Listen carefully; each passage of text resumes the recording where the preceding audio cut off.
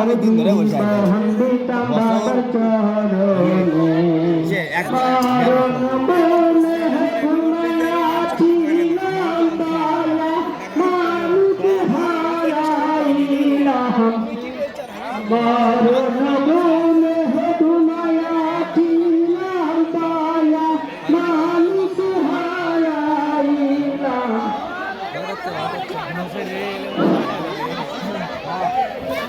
হাত মালে চিনি যাওয়া রে